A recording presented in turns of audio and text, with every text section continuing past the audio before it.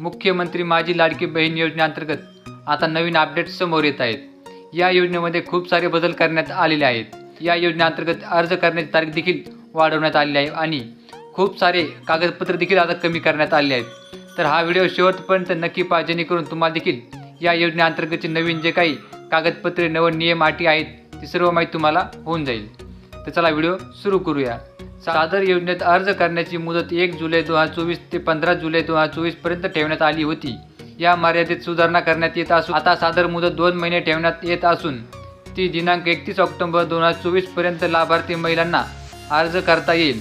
तसेच दिनांक 31 ऑगस्ट 2024 पर्यंत अर्ज करण्यात आलेल्या लाभार्थी महिलांना दिनांक 1 जुलै 2024 पासून दरमहा 1,500 रुपये आर्थिक लाभ देण्यात येईल। 2 महिने या योजनेअंतर्गत अर्ज करण्याची मुदत वाढवण्यात आली आहे। जरी तुमचा अर्ज 1 महिना लेट झाला तरी तुम्हाला देखील महिन्याचे पैसे म्हणजे 1,500 रुपये रक्कम तुमच्या खात्यावर ट्रान्सफर करण्यात येणार आहे, असे देखील सांगण्यात येत आहे। या योजनेच्या पात्रतेमध्ये आदिवास प्रमाणपत्र आवश्यक असल्याचे नमूद करण्यात आले होते। आता लाभार्थी महिलेकडे आदिवास प्रमाणपत्र उपलब्ध नसेल तर त्याऐवजी 15 वर्षापूर्वीचे रेशन कार्ड, मतदार ओळखपत्र, शाळा सोडल्याचे प्रमाणपत्र, जन्म दाखला या 4 वस्तूंपैकी कोणतेही ओळखपत्र ग्राह्य धरण्यात येणार आहे।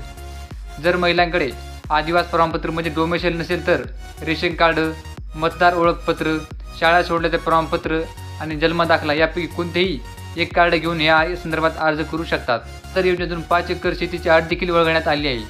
सादर योजनेअंतर्गत 5 एकर शेतीसाठी अट ठेवण्यात आली होती, ती देखील अट आता वगळण्यात आली आहे। सादर योजनेत लाभार्थी महिलांचा वयोगट 21 ते 60 वर्ष वयोगटाच्या ऐवजी 21 ते 65 वयोगट करण्यात आले आहे, म्हणजे 5 वर्ष अजून देखील वाढवण्यात आलेले आहेत। परराज्यात जन्म झालेल्या महिलांनी महाराष्ट्रातील आदिवास असणाऱ्या पुरुषासोबत विवाह केला असेल तर अशा बाबतीत त्यांच्या पतीचे एक जन्म दाखला, शाळा सोडल्याचे प्रमाणपत्र आणि आदिवास प्रमाणपत्र ग्राह्य धरण्यात येईल। 1 लाखापेक्षा रुपये 2.5 लाख उत्पन्न दाखला उपलब्ध नसेल तर ज्या कुटुंबाकडे पिवळे किंवा केशरी रेशन कार्ड उपलब्ध असेल त्यांना उत्पन्नाचा दाखला प्रमाणातून सूट देण्यात येईल। पिवळे आणि केशरी रेशन कार्ड असेल त्यांना 2.5 लाखापर्यंत उत्पन्न दाखला द्यायची गरज नाही आहे। समोर वाचूया आपण। सादर योजनेत कुटुंबातील एका पात्र अविवाहित महिलेला सुद्धा या योजनेचा लाभ देण्यात येणार आहे। म्हणजे एखाद्या कुटुंबातील एखाद्या मुलींचे लग्न झाले नसेल त्यांना देखील या योजनेचा लाभ देण्यात येणार आहे। मुख्यमंत्री माझी लाडकी बहीण योजनेअंतर्गत आता खूप सारे अटी शर्ती कमी करण्यात आले आहेत। कागदपत्रे देखील खूप सारे कमी झाले आहेत आणि वयोमर्यादा देखील वाढलेली आहे, म्हणजे 65 वर्षांनी वयोमर्यादा वाढवलेल्या आहेत। आणि सर्वात महत्त्वाची म्हणजे की महिन्यापर्यंत याची अर्ज करण्याची मुदतवाढ मिळालेली आहे।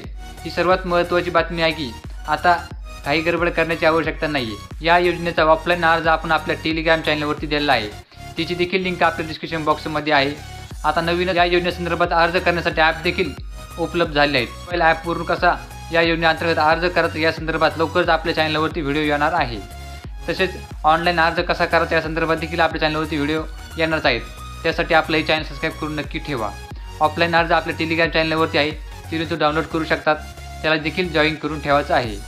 तर अशीच माहितीपूर्ण व्हिडिओ व महाराष्ट्र शासनाच्या नवीन योजनेची माहिती पाहण्यासाठी आपलं हे चॅनल सबस्क्राईब करून नक्की ठेवा। तर चला भेटूया पुढच्या व्हिडिओमध्ये।